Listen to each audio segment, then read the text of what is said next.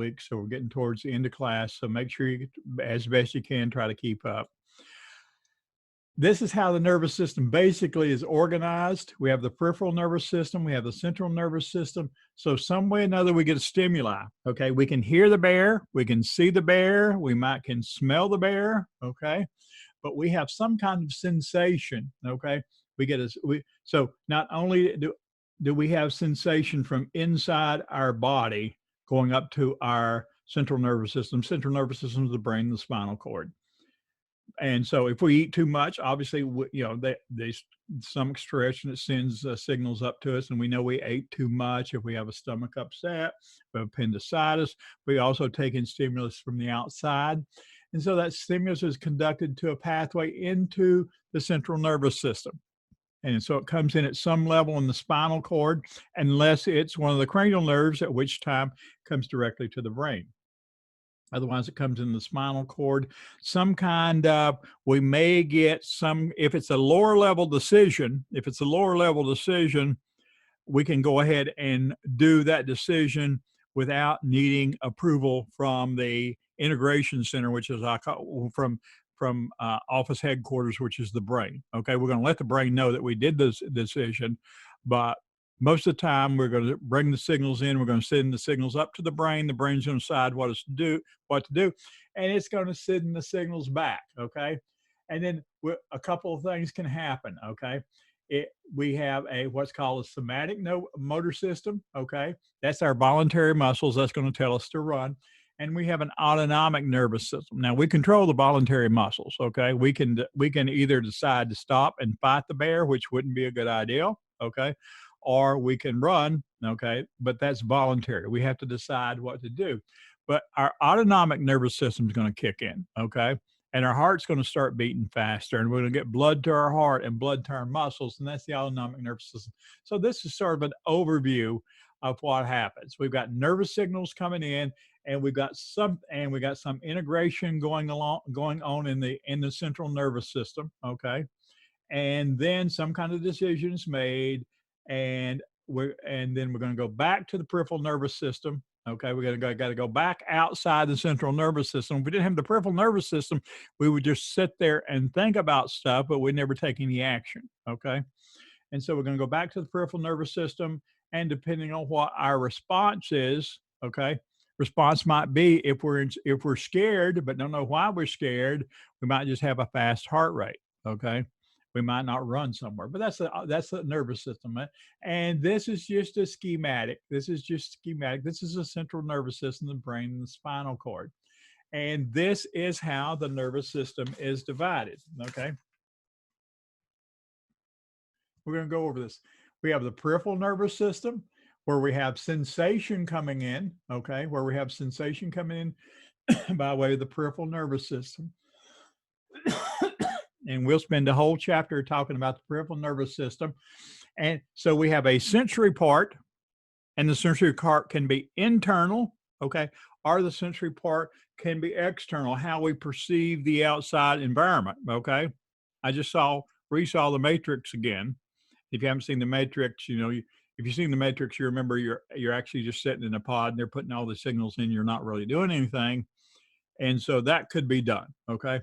But you receive sensation and you integrate these things. Like I'm looking at the screen and integrating this screen.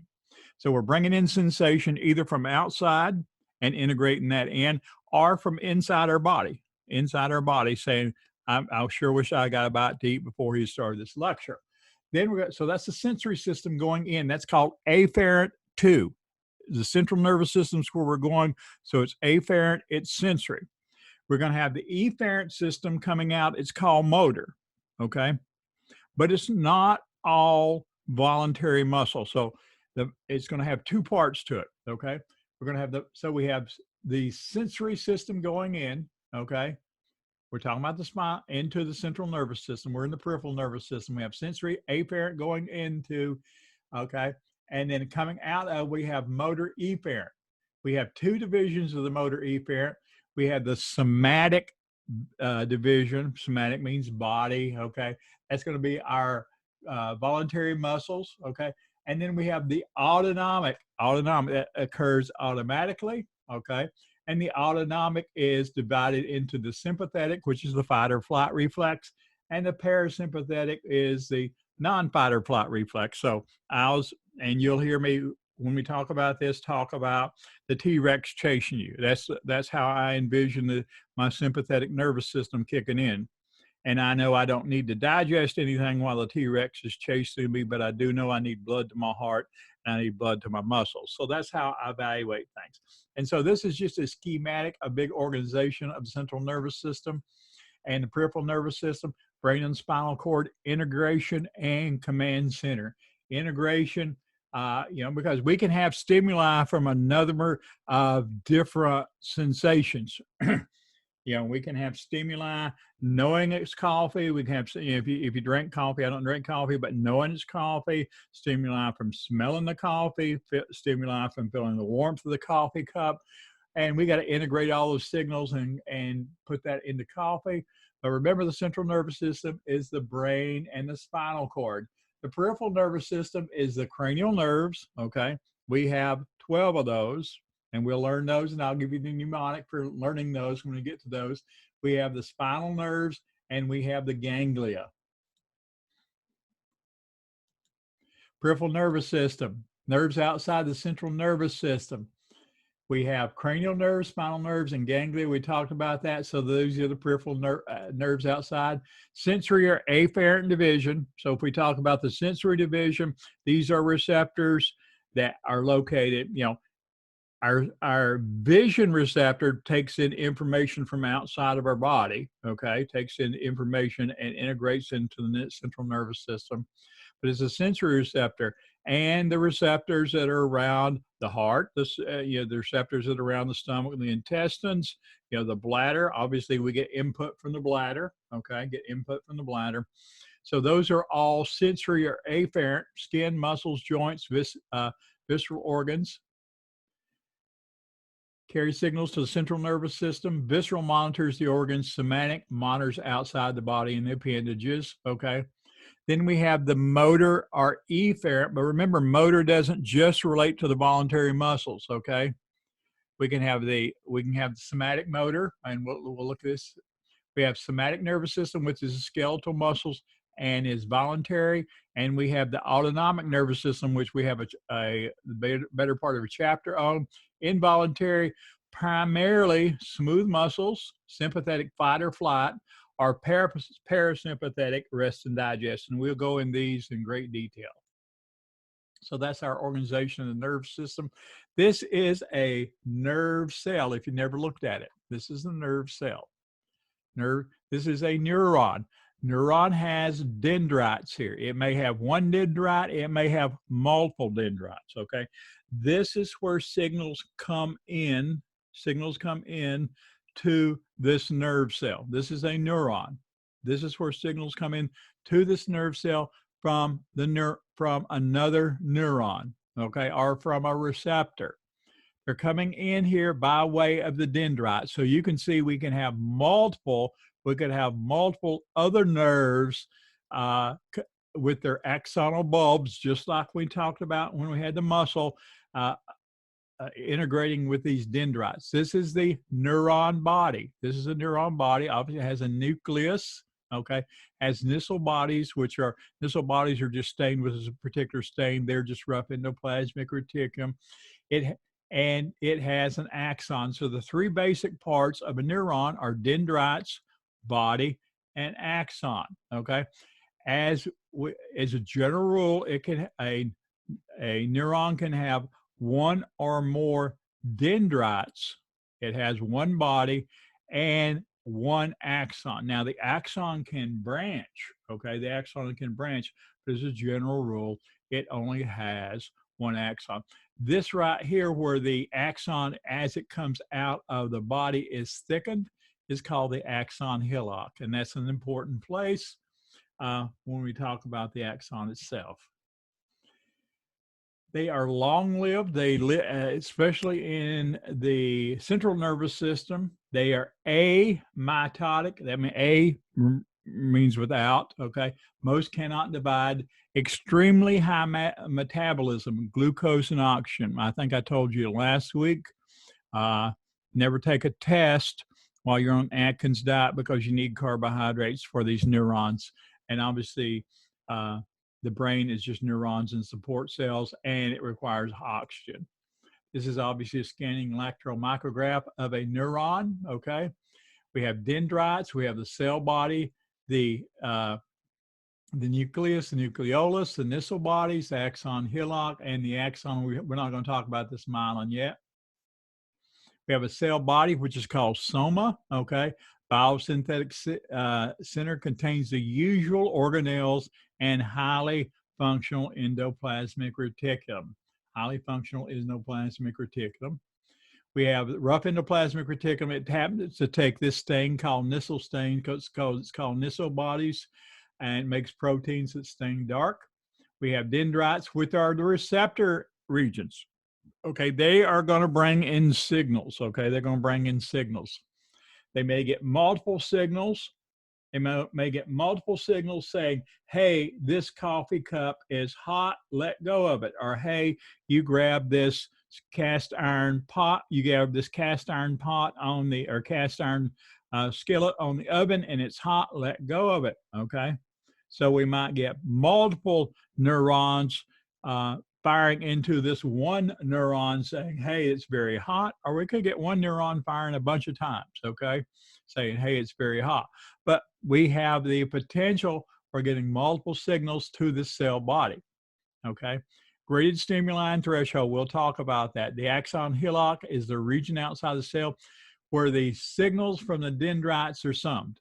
Okay, what does that mean? Do we have enough signals to form an action potential so we generate a signal down the axon to the next nerve? Okay, or do we just have a few signals? Say, let's make up a number. Say we needed a threshold of 10. Okay, and we got 5 signals. We got 5 signals, all sum total, whether it be one neuron firing fast, okay, or whether it be 5 separate neurons firing one time. We got 5, okay?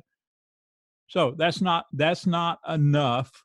That's not enough to send the signal from the axon hillock because it's gonna sum up those signals. And we can have signals that are excitatory, and we can have signals that are inhibitory. So we can have mixed signals, and the axon hillock is going to sum them up. And if we have enough signals to get us to threshold, so if we have enough to get us to 10, that's all we need. 9 won't do it, but if we get 10, it doesn't matter if it's 10, 11, or 12, we're going to fire a signal down that axon. So if enough stimulus is received, an impulse is conducted down the axon. Axon's conducting component carries signal away from the cell body, 1 per neuron, can be extremely long, okay? It can be very extremely long. It can go from the spinal cord down to potentially your big toe, okay? We'll use a outlandish example, or it can be literally go from your spinal cord to the second neuron. You will learn that peripheral nerves, as they come out of the spinal cord, have a 2 neuron chain in the autonomic nervous system. It can immediately synapse when the next neuron right outside the spinal cord. So they can be extremely long or extremely short. Okay, they terminate into these axon terminals. We've seen those before when we looked at the muscle. Okay, that was an axon terminal. That was a bulb. Okay, specialized areas to send signals to the next neuron. So that axon bulb, rather than being juxtaposition to a muscle cell, is now juxtaposition to another dendrite. Okay. An axon terminal bulb at the end of the axon that links the dendrites of another nerve or another cell. So we have this axon with the bulb, with the terminal, we're gonna link us. Remember, there's gonna be a space just like there was between the axon bulb and the muscle cell. And we're going to release neurotransmitter just like we did before. Okay, so we have something in common. Myelin. The myelin's important. Okay, it's produced by the Schwann cells. Schwann is the guy that discovered the cells that produce myelin. Okay, myelin is a fatty material. It's a lipid-based material that electrically insulates some axons. Okay, not all of them. Okay, not all of them, but it electrically insulates some axons. So The myelin is produced. It's a fat-based material, lipid-based material that surrounds some axons, and it's produced by the Schwann cells, okay? It electrically insulates some axons, and it increases the speed of the neuron impulse. Now, I'll just briefly explain this to you. Normally, if we didn't have any myelin here, we would have a depolarization right here at this point. Then the very next juxtaposition point, we'd have a depolarization. Then the next micromillimeter, whatever it is, we'd have a depolarization. And we'd have, because you have one depolarization going down, okay? So we'd have one depolarization going down. But because of this myelin here, we have a depolarization here, a depolarization here at the next node. In other words, at the next junction where there is no myelin, we have a depolarization there. And then we have a depolarization at the next node. These nodes are called nodes of Rambier. And then the next node and the next node. So rather than doing a trillion, or however many it is, a million depolarizations as you come down this axon, you may only be doing 10. Well, guess what that's going to do? That's going to speed up the resulting nerve conduction very fast. Okay, that's the ability of it. So in unmyelinated regions, without the Schwann cells having produced the myelin, okay, regularly spaced, excuse me, this should be myelinated regions. They're regularly spaced, the myelins are regularly spaced to increase the speed of impulse conduction as they jump from node to node. The nodes are called nodes of Rambier, and obviously somebody's name. Remember, I told you that we're getting away from people's names, but we still have a few names attached to it. And the ion channels that we will learn about are at these nodes, and the neurons in between, the point from here to here, have very few ion channels. Whereas if there was no myelin, we'd have ion channels next to each other. Regions between the nodes are the nodes of Rambier. We're now going to talk about neuroglial cells. Okay, these are the support cells in the brain. We just don't have neurons. We have a bunch of support cells. They don't carry an impulse. They form scaffolding, insulation, they support, and it's half of the total brain mass, okay? So in the central nervous system, we have 4 different types. We have 2 different types in the peripheral nervous system we'll go over, okay? They do a lot of the same functions, okay?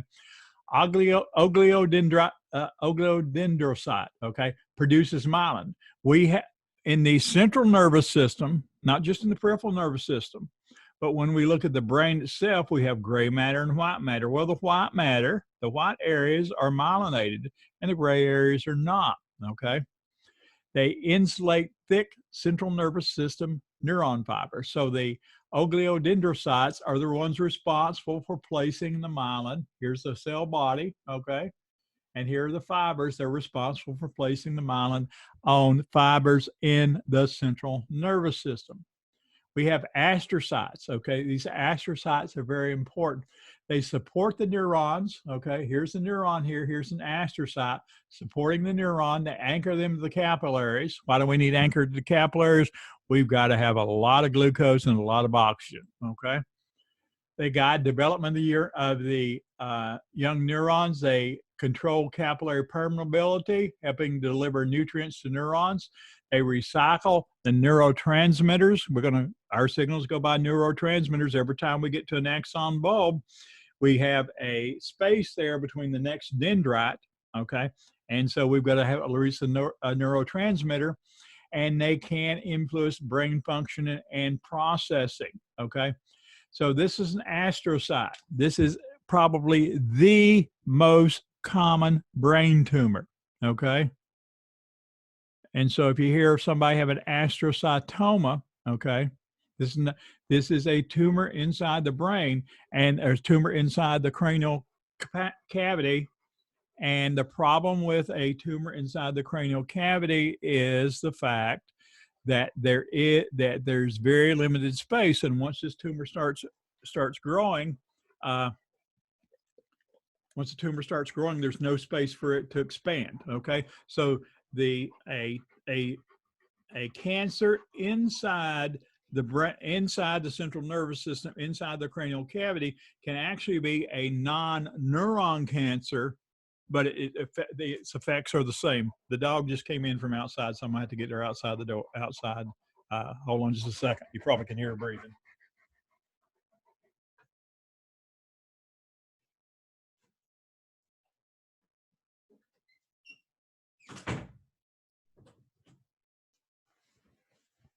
Sorry about that. She's scared of thunderstorms, so we're having a little bit of activity down here, and the wife was out with her. My wife was out with her on the porch, and they came back in, and so she decided to visit me. All right, so remember that astrocytoma is a very common brain tumor, and it's one of the support cells. It's actually not a neuron, it's one of the support cells. And remember, the support cells are not just on the periphery of the brain, they're dispersed all through the brain, okay? We have ependymal cells that line the cavities. We have ventricles, we have a spinal canal, okay? So we have specialized cells that line those cavities that form barriers between the central nervous system and the central cavities and produce, filter, and circulate central cerebrospinal fluid. And then finally, we have the microglia that protect against invasion because there is no immune system, there is no T cells, no B cells inside the brain, inside the central nervous system. There is a blood-brain barrier, the blood-brain barrier. So we have these other cells that are going to protect against infection.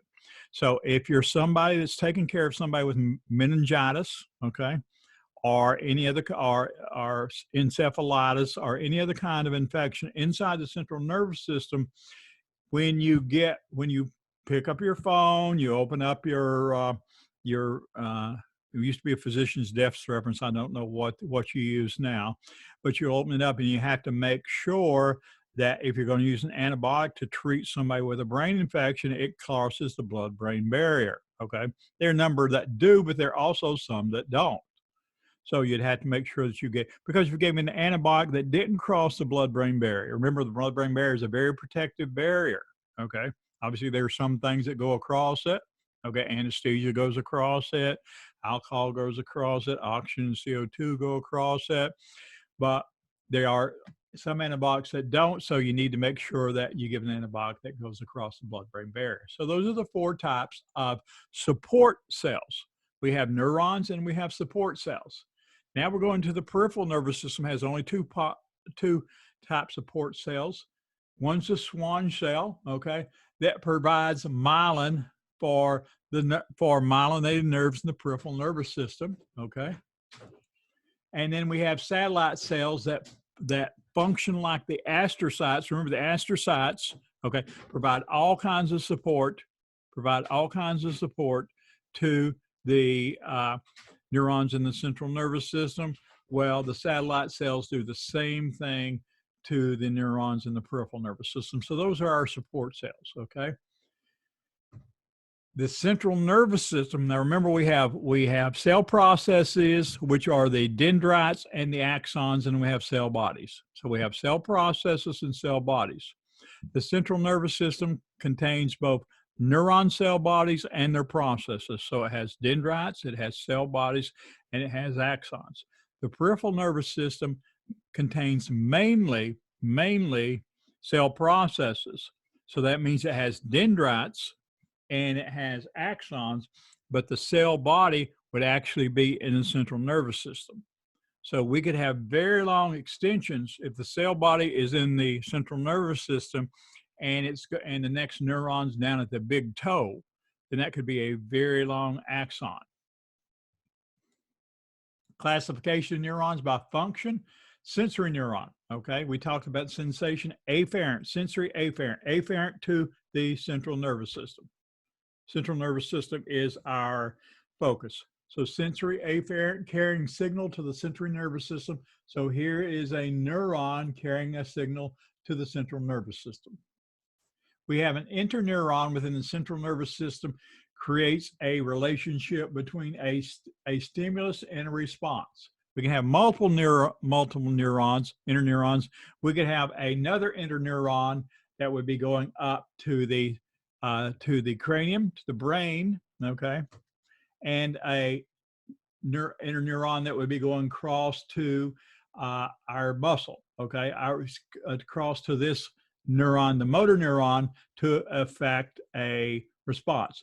An example of that, if you've ever had your patellar reflex checked, you know, where you take a hammer and a rubber hammer and strike your patella tendon right below your tendon, and you get extension of the knee. Well, that's an automatic reflex. We don't need an integration, you know, to tell us that we need to do that to our knee. Okay, so that would be this loop here: sensory neuron coming in, interneuron going right over the motor neuron going out, and we send another interneuron up to the main office, the command center, the brain, to let us know that we've done that. But we don't need a integration. We don't need people. We don't need the command center making the decision as to whether or not we need to extend our knee when the patellar response goes. So that's an example of that.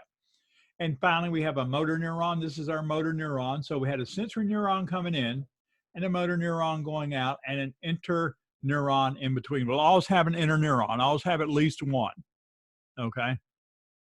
More than likely we have several, okay? More than likely have several, but always have at least one. By structure, and this is what I mean, it can be multipolar. Look at all the dendrites here. We have multiple dendrites. We don't just have one dendrite branching. We have multiple dendrites, and all these dendrites are attached either to one of its branches, okay? So it's a subdendrite attached to a branch into the cell body. So this could be multipolar. And then we have the cell body, and then we have a single axon, okay? We could have it bipolar, where we have one dendrite. Now this one dendrite is here. It's got branches, but it's just one dendrite coming into the cell body and one axon. So it's bipolar. We got one process here and one process here. Okay, that's why it's bipolar. Or we can have unipolar. We got one dendrite. Now the dendrite is branching, okay? But it's literally the cell body comes off as an extension off of this process here, as opposed to the dendrite going directly into the cell body comes off as part of the process right there. And so those are structure. Bipolar, two or more processes, one dendrite, and unipolar, single process. This is there again, this is a anatomical differentiation. Organ level, nerves, parallel. Okay, a nerve is a parallel bundle of neurons in the peripheral nervous system. Guess what? Instead of an endomysium, a paramecium, and an epimecium, we've got an endoneurium, a paraneurium, and an epineurium. So it's still the same thing. An endoneurium surrounds the individual neurons. A paraneurium surrounds a group of neurons. It's called a fascicle, okay? And the epineuron surrounds the nerve. So you take your prefixes that you learned with the muscle, and instead of talking about muscle, you're talking about nerve, okay? These fascicles you can actually see under magnification, whether it be, if it's a fairly big nerve, you can have loop magnification. Those are the glasses with the extensions. Or if it's a digital nerve with microscopic magnification, you try to line the fascicles up if you can when you're doing the nerve repair, and we'll talk about that a little bit later. Fascicles are bundles of neurons, so the interneuron surrounds the individual neuron. Fascicles are bundles of neurons. We have a paraneurium that surrounds a fascicle, and then we have an epineuron that surrounds the bundles of fascicles. We can have bundles of neurons in the central nervous system. They're called tracts, and these are some tracts here. These are tracts. When we get to the part where we talk about tracts, there's only 4 or 5 tracts you need to know, and there again, because it's an open book exam, you have them in your notes. But if you go further and take a neuroanatomy class, we had a whole semester in neuroanatomy, you'd learn most if not all of the tracts, okay? But these are just tracts, and these are bundles of neurons, okay, that are going up, and you have tracts going up in the spinal cord and tracts that are going, this is the spinal cord. This is the central canal here where you have spinal fluid. This would be branches of the, going to be a spinal nerve. It has a posterior branch and anterior branch. One's motor and one's sensory. We'll learn about that. We have ganglia, which are clusters of cells, okay? And so here's a dorsal root ganglia, clusters of neuron cells within the peripheral nervous system. So this may be our cell body. This may be our cell body because this is a cluster of neuron cell bodies. So, and then we have nuclei, which are clusters of cell bodies within the central nervous system. And so these are some of the nuclei. We'll learn that when we get to the central nervous system chapter next week, we'll learn the important ones, okay? How do nerve fibers regenerate? Well, number one, we're talking about peripheral nervous system only. Central nervous system doesn't regenerate. Once you have a stroke or a ischemic attack or an infarct, that area is not going to regenerate. Fortunately, for a lot of folks, other parts of the brain can take over, okay?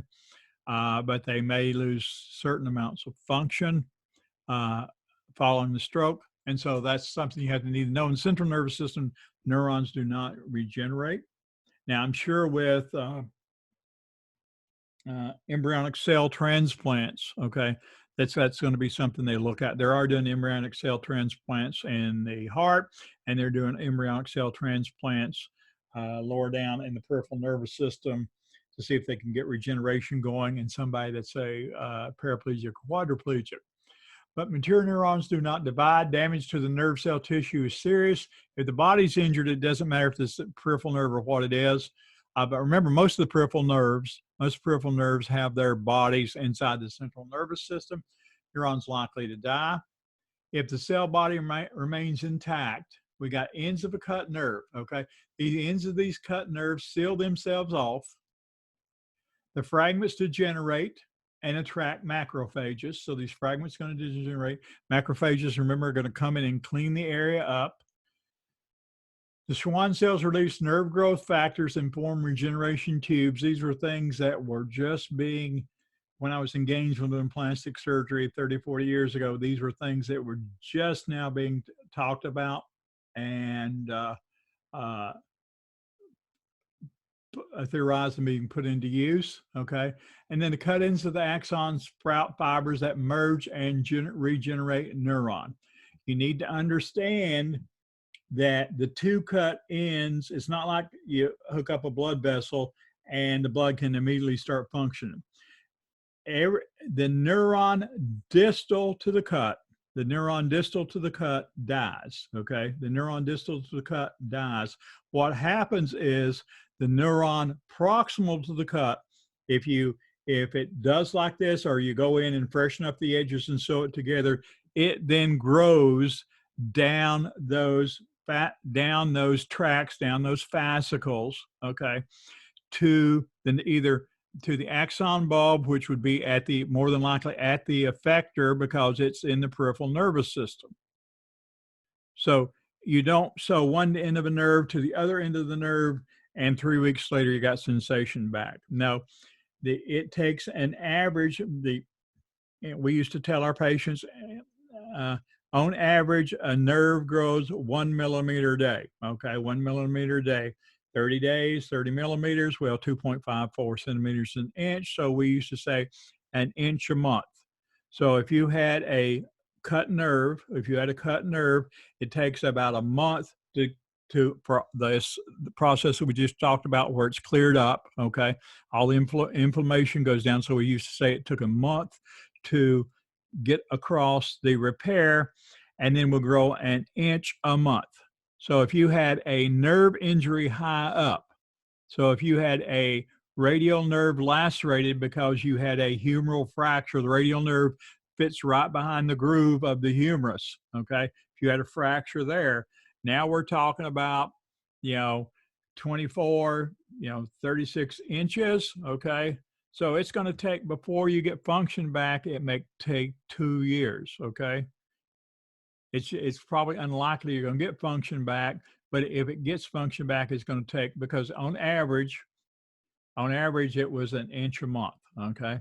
Now, if it's a digital nerve, you cut the digital nerve in your finger, you've got an inch to and it provides sensation to the pad. You know, if you cut it there in the uh, distal interphalangeal crease or middle interphalangeal crease, you know, it's only got to grow an inch to get down to its effector. So, you know, a couple of months, you know, maybe 3 or 4 months, then you're going to should have sensation back. As a general rule, you know, if you don't have sensation back in a couple of years, you're probably not going to get sensation back. But these are old rules. These are old rules when I was a plastic surgeon doing nerve repairs and things like that. And so with nerve stimulating factor and things like that, I don't know as much as what's going on. But remember that a lacerated nerve, the neuron distal to the laceration, distal to the laceration has to be regenerated from the neuron proximal to the regeneration. So that's why you tried to line up those fascicles if you could in the bigger nerves. Now, if it's a small nerve, if it's a digital nerve, you're just trying to put 3 or 4 stitches in to reapproximate it. But in the bigger nerves, you're trying to line up, you might even be able to put a stitch in a fascicle, like if you had a femoral nerve lacerated or something like that. You're trying to line up the fascicles because then you're just going to grow right down the tubes. Also, remember that a severe contusion can act just like a laceration. So for the same damage, the nerve dies distally to the severe contusion and has to regrow down the fascicle. Neuron growth down the tube to reestablish connection. It is awful slow. This is our big thing. The electrophysiology of the neuron. This is the big point to take away tonight, okay? Human body is electrically neutral as a general rule. You and I, we're not positively charged. We're not negatively charged. We got equal number of charges. However, there are certain areas that because we are able to separate charges, we can create a potential, okay? We can create a potential because those charges want to equal back out. They want to reach equilibrium, but if we keep them away from each other, we can create a potential difference. And that's what we're going to do in the nerve, okay? Electrical potentials and currents. So if we can create that potential and then allow those charges to try to equilibrate, then we can get an electrical current, okay?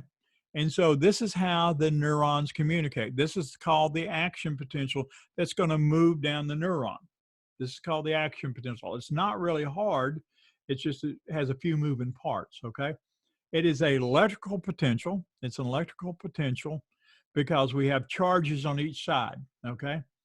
And these charges are due to concentration differences of 2 or 3 big players, okay? Sodium has a higher concentration outside the cell than it does inside the cell. Potassium has a higher concentration inside the cell than outside the cell. And then our other big player is protein, which is a negatively charged ion, okay? It has a higher concentration inside the cell than outside the cell. So using those 3 components, using protein, using sodium and potassium, and primary sodium and potassium, and these channels for sodium and potassium, we create that potential and we change that potential, and that potential goes down the neuron to that axon bulb, okay? Goes down the neuron to the axon bulb. And we're going to go into this in greater detail. So it's the concentration of ion charges on one side of the membrane. Current is the flow of charged ions, okay? Normally you and I think about the current as the flow of electrons. We put a switch into the wall, okay? Electrons, we have alternating current, we don't have direct current.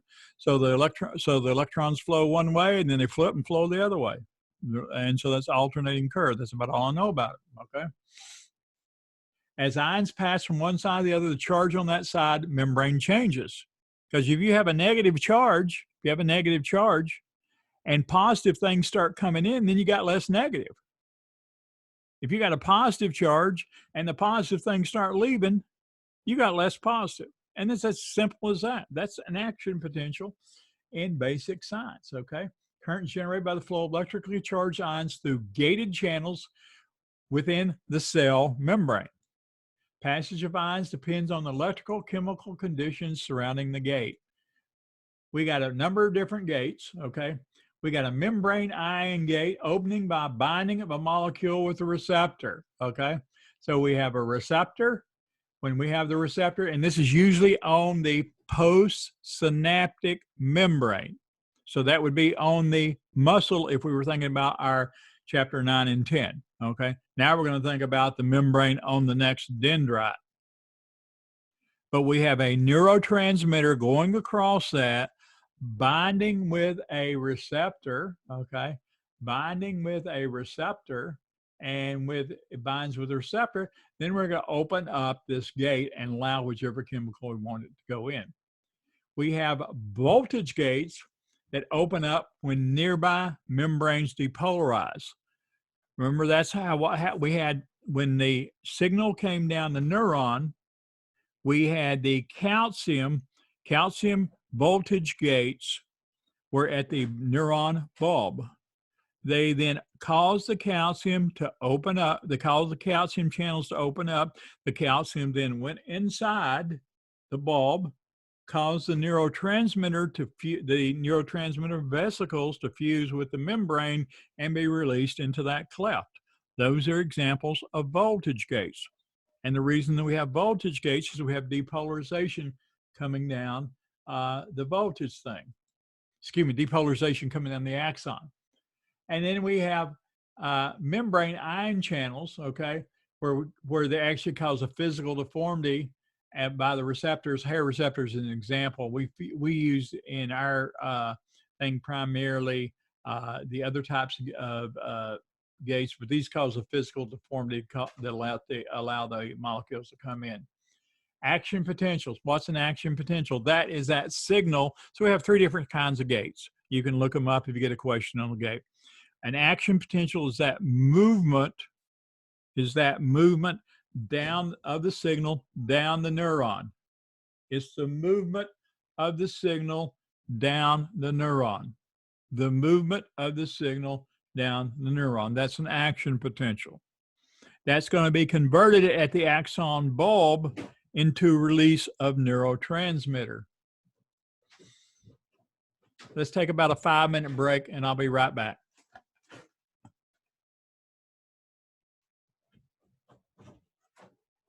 What's wrong here, Rosie? What's wrong?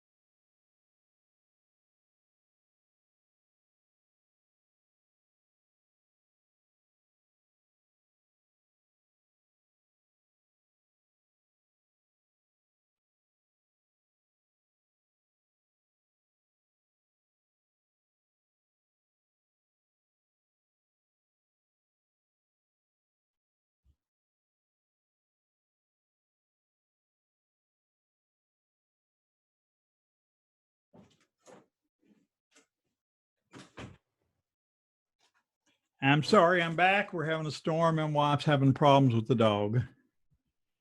All right, this is an action potential. This is an action potential generating down a neuron. Normally, the neuron inside the neuron is negative in relationship to outside the neuron, which is positive. You stick a microelectrode, which you can do, into an individual neuron, you can measure a difference. You can measure a difference as this action potential. And so inside the neuron, if you measure it, it's minus 70 in relationship to outside. It's minus 70 in relationship to outside. We measure this in millivolts. It's minus 70 in relationship to outside. And so right here is our electron probe stuck in the neuron. Now our action potential is coming down the neuron, but it hasn't gotten here. It hasn't gotten here. This is what I was talking about in an unmyelinated neuron. It has to go to point to point to point, as opposed to a myelinated neuron. If we had myelin here, it would go at this point and then this point.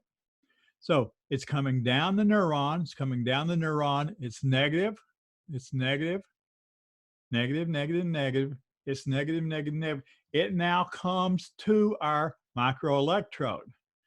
When that happens, when this action potential, which is an electrical charge, comes down here, okay, we notice that we get a spike up here and the spike goes to positive. Spike goes to positive.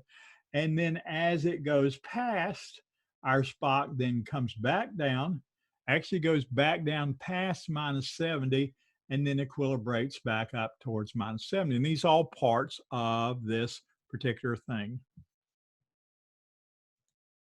And this is an action potential. This is how an action potential goes down the thing. And it's due, okay? It's linked in a series. Small action potentials generate from point to point to point to point, okay? Because of this, because as voltage, this is a difference, okay? This is a difference in charge, negative to positive, so this is voltage. As voltage comes through here, gates are opened up. As gates are opened up, different ions can flow, okay? Resting membrane potential. If we put an electrode inside a resting neuron, which means it's a neuron that's not firing, our potential is about minus 70 millivolts. That, depends on what you read. It could be minus 75, it could be minus 65, but on average, it's minus 70 millivolts.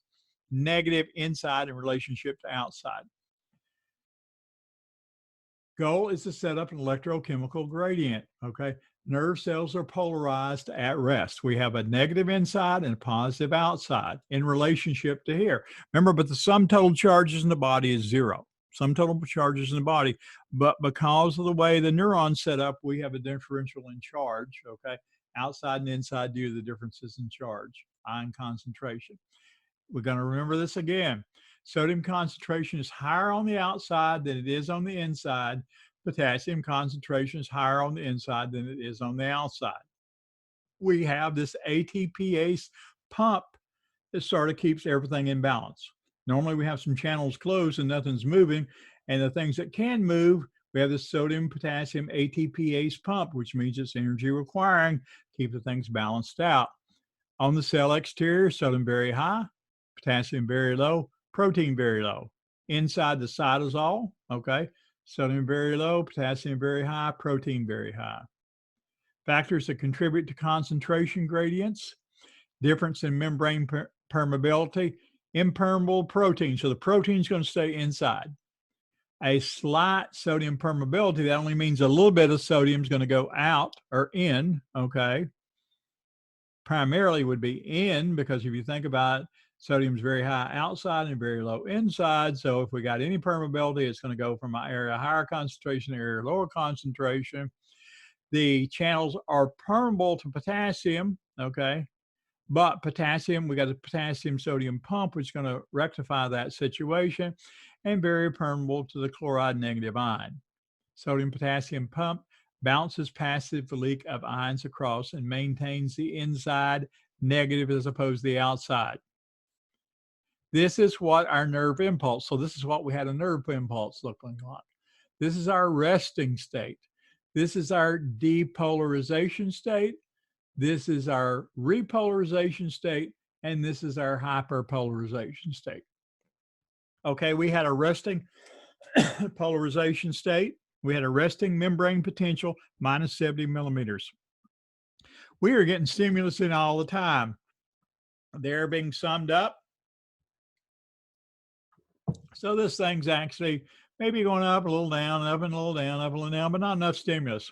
We get a stimulus up to, enough stimulus up to minus 55, which is threshold. Once we reach threshold, remember we reach threshold in our scenario at the very start of the lecture, we talked about threshold as 10. Once we reach minus 55, the channels are going to open. What opens up? Sodium channel opens up. The sodium channel opens up. If the sodium channel opens up, so let's rethink. Sodium's in high concentration outside the cell, in low concentration inside the cell. Sodium has a positive charge. We have positive charge flooding inside the cell. What's going to happen to the inside of the cell? It's going to become less negative, less negative, less negative, 0, more positive, more positive, more positive, until approximately 30 millivolts. Until approximately 30 millivolts. So this depolarization is due to the sodium channels opening up at threshold. Sodium is a positive ion. It's in high concentration outside the cell, low concentration inside the cell.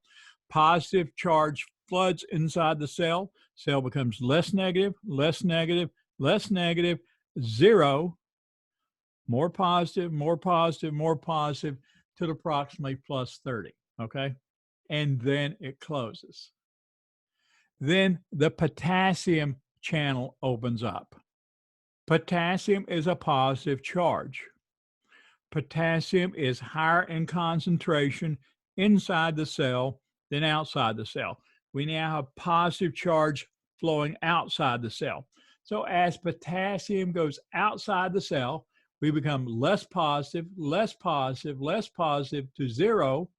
Now we become more negative, more negative, more negative, more negative, more negative, okay? So now all of a sudden, we're back to our minus 70 millivolts, but look at this. We got this area that keeps going, probably down to about minus 90 millivolts. This is called hyperpolarization. The calcium channel is slow to close. Calcium channel is slow to close. It eventually closes, and then we have that sodium ATPase pump to get us back up to minus 70 millivolts. And that is the long and the short of depolarization, repolarization, and hyperpolarization. Literally dealing with 2 channels, okay? It's your resting membrane potential of minus 70 millivolts. You reach threshold of minus 55. Once you reach threshold, it's like going to the diving board. You come in and out, in and out, in and out. But once you step off the diving board, you're committed. You're going into the pool. Or once you tip the, you can tap the domino, tap the domino, tap the domino. But once it reaches its tilting point, it's gone. Okay, same thing here. Once it reaches threshold, it's gone. It can be sub-threshold. It can fluctuate up and down. But once it reaches threshold, it's gone, okay? It's gone up, and the sodium channel opens. And think about sodium, positive charge, high concentration outside. That's why you need to know what the concentrations are. You don't have to know the actual numbers. Just has to know sodium's high on the outside. The sodium channel opens up. Sodium's going to rush inside the cell. Sodium has a positive charge. A cell inside is negative. You're going to start adding positive charge to a negative inside cell. It's going to become less negative and eventually going to become positive. Reaches a maximum of around plus 30. It closes and the potassium channel opens up. Potassium is plus charge. It's high concentration inside the cell, low concentration outside the cell. Starts coming out of the cell. And so the cell, which is now positive, becomes less positive, less positive, less positive, until it gets to 0. And then becomes negative, negative, negative, more negative, and it should stop at minus 70, but because the potassium channel is slow to close, it becomes hyperpolarized. It actually goes down to about minus 90, and then it closes up, and then we have the sodium potassium ATPase pump that gets us back to our threshold. Gets us back to our resting membrane potential. That's all you need to know about the action potential and how it's generated in the neuron. And I can guarantee with 100% certainty that it's going to be a 10-point question on your next exam. Discuss how the action potential is generated in a neuron.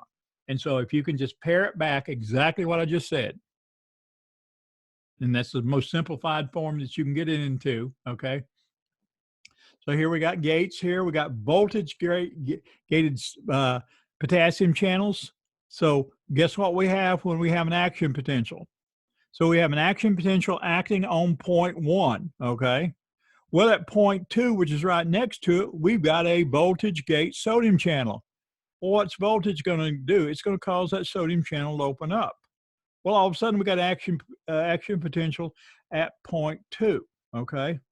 Point 1 is now it was depolarized, now it's repolarization, hyperpolarization, and then into a refractory period, which we haven't talked about yet, which it can't fire. That's why the action potential only goes one way. It only goes towards, it goes away from the body towards the bulb, okay? It only goes one way.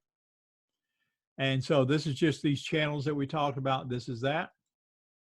Threshold and activation of sodium potassium gates. Threshold, neuron reaches electrical activity.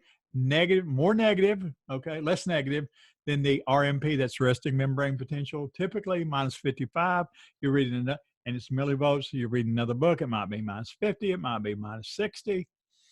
Causes sodium channels to open up. Sodium rushes into the cell, peaks at a plus 30, okay?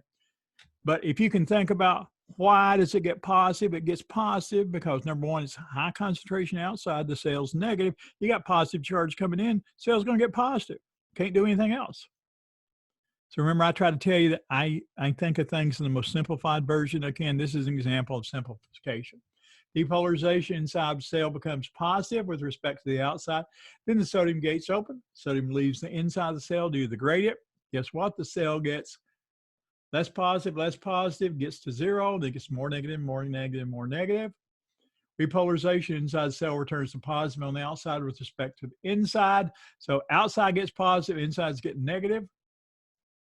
Hyperpolarization, sodium gates stay open a little longer than necessary. It dips below minus 70.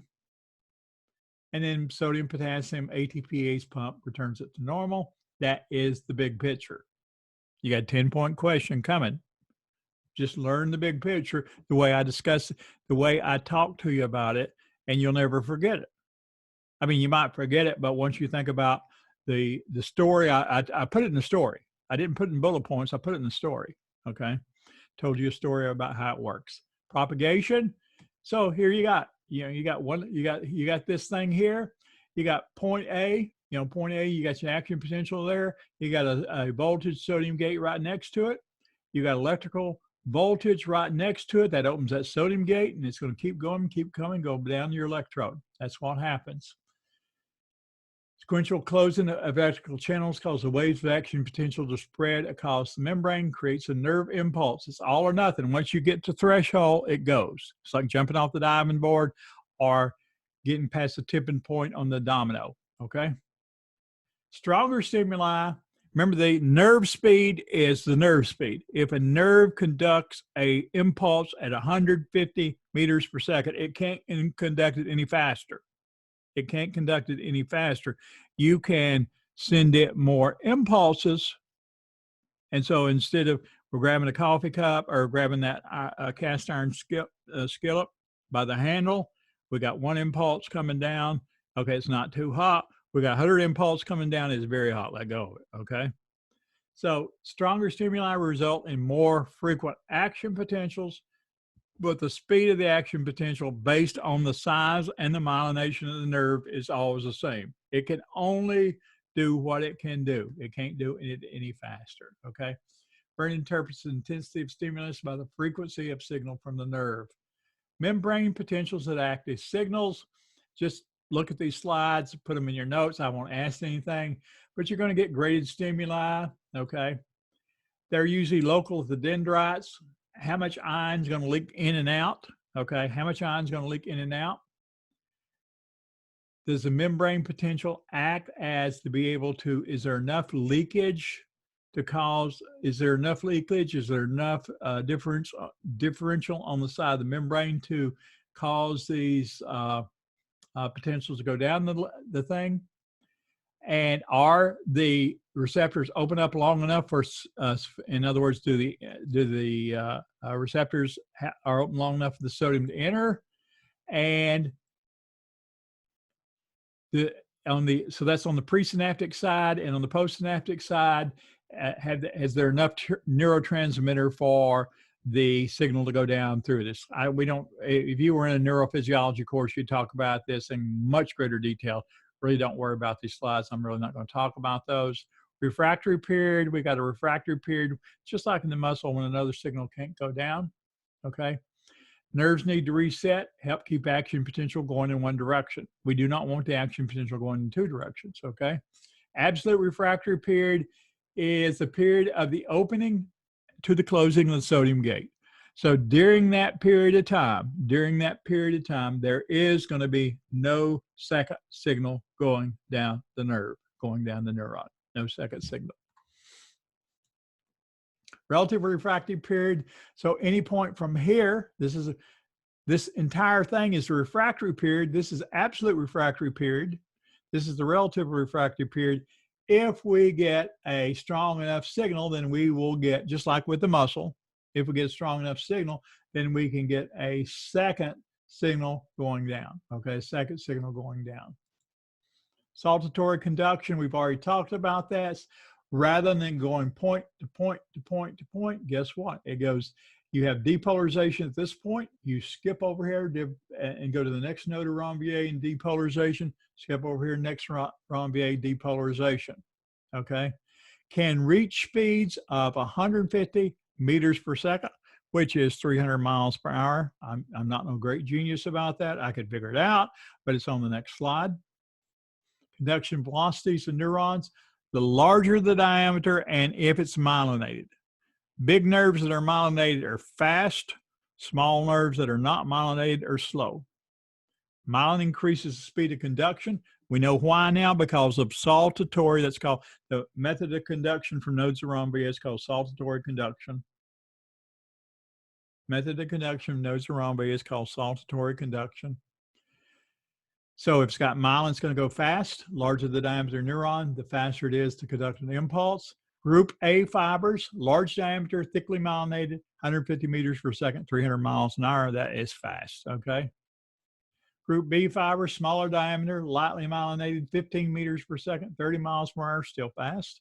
And group C fibers, smallest diameter, unmyelinated, 1 meter per second, 2 miles per hour or less. We can have diseases, multiple sclerosis, that demyelinate the neurons without killing the neurons. They just take the myelin off of the neuron. So what happens is that neuron that was a fast neuron that was responsible for connecting fast impulses down the neuron by way of saltatory conduction from nodes of Ranvier to nodes of Ranvier, because the Schwann cells had laid down myelin, which is a lipid-based material that insulates the neuron. Now our impulses are much slower, and it can result in these types of diseases: blindness, muscle paralysis, urinary incontinence. One of the reporters, one of the anchors on Neil Cavuto has multiple sclerosis. Multiple sclerosis. Usually treatments, big time steroids, and he'll have days. He said, that if that I won't be on. His staff has to not take care of him, but they do a lot of stuff for him. Previously, he had another cancer, which he recovered from, and then developed this. But he's somebody that's on the air. He's a business reporter. Synaptic transmission structure of the synapse, electrical synapse versus the chemical synapse, okay? Embryonic tissue uses electrical synapses. In other words, electrical signal goes across the synapse from the presynaptic membrane, presynaptic bulb to the postsynaptic membrane, whereas we use the chemical synapse. We use neurotransmitters, okay? Important terms, these are terms you need to learn. presynaptic neuron, the neuron currently undergoing the action potential. So that's the presynaptic neuron. Axon terminal is the end of the axon. Okay, it's a bulb shape. These synaptic vesicles, these are these vesicles. This is no different. We learned this part, okay, when we studied the muscle that houses the neurotransmitter. The neurotransmitter, it's a chemical messenger. Remember, we got this action potential coming down here. We got these calcium gates here. These are voltage gates.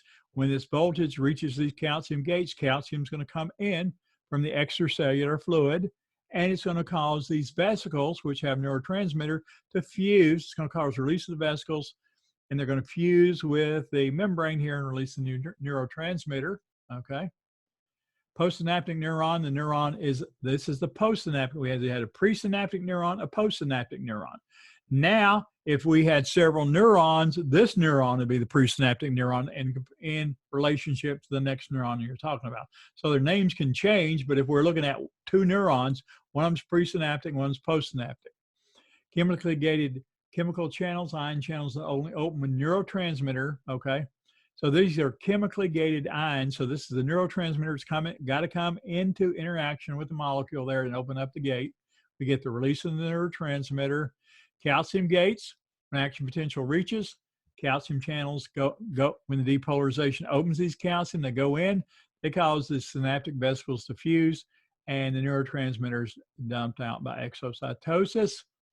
It binds to the postsynaptic receptors, okay?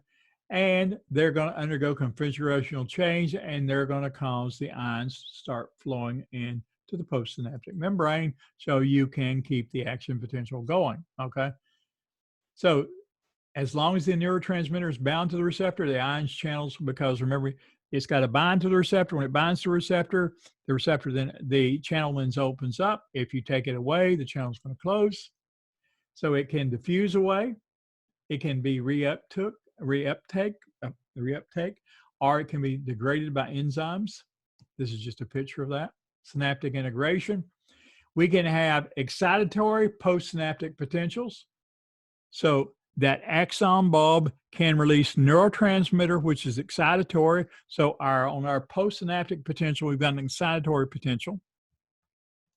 Or we can have inhibitory postsynaptic potential. Remember, you're going to have multiple neurons on the dendrites, okay? We're not talking, so on the next dendrite or on the other side of that dendrite, you can have a neuron that's going to release a neurotransmitter, which is inhibitory. We have in the nerves, in the muscle, we had acetylcholine that caused the muscle to contract. We didn't have an inhibitory one. Muscle was just going to contract or not. But nerves are going to sum things up. Okay, nerves are going to sum things up. So we have excitatory potential. So we have some neurons that release excitatory. The neurotransmitter causes a excitation. Some neurons release neurotransmitter that causes inhibition. Okay. And so terminal neurotransmitter, so a single neuron firing on a dendritic tree is going to have very little effect. Events can be summed up by two things. I've actually talked about it already. Number one, you can have a single neuron firing as fast, having increased impulses, okay? Excitation from a single neuron, okay? Remember I told you that the speed of transmission can only be a certain speed. It can only go in the group A fibers, it can only go 150 meters per second, 300 miles per hour, okay? But it can continue to fire once you get past the refractory period and continue to fire and continue and fire. But it can only travel 150 meters per second. So that's temporal summation over time, okay? Or spatial summation, where you got two neurons synapsing on two different dendrites, causing two separate excitations because it's two different neurons as opposed to one neuron firing multiple summations, okay, multiple excitations. So these are the two types. We got temporal and we got spatial, okay? Usually they occur together, okay? We got ESP summation, ISP. So ESP is excitatory postsynaptic potential, inhibitory postsynaptic potential, axon hillock in the cell body. So this is the axon hillock. It is the thick area off the cell body before you start the axon proper. It's going to count them up. If we got enough to get us to threshold, if we got enough excitatory postsynaptic potentials to get us to threshold, we're going to fire off. If not, we're not. Potentiation, repeated use of a synaptic pathway causes buildup of calcium supplies in the region, results in increase of more neurotransmitter and easier action potential generation, thus plays a role in learning and efficiency. So this, when you do scaffolding and you repeat the material and you learn the material and you repeat a number of ways, then and you're learning chemistry, you're learning anatomy and physiology. The more you study it, the more you're going to learn now. You're going to have this calcium buildup. These your neurons are going to fire.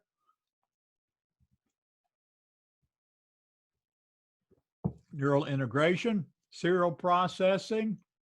Okay. One neuron, sensory neuron, interneuron, motor neuron. Okay. Sensory neuron, interneuron, motor neuron.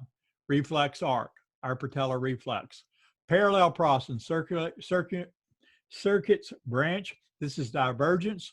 Remember, I told you we only have one axon, but the axon can branch. Can have multiple dendrites, one cell body, one axon. The axon can branch. This axon diverges into two. It then diverges to two, diverges into two. Okay.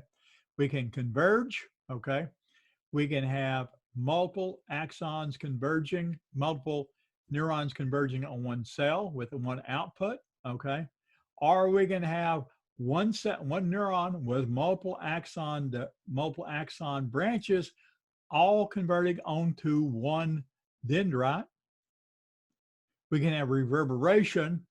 What happens is you have a signal going down this way.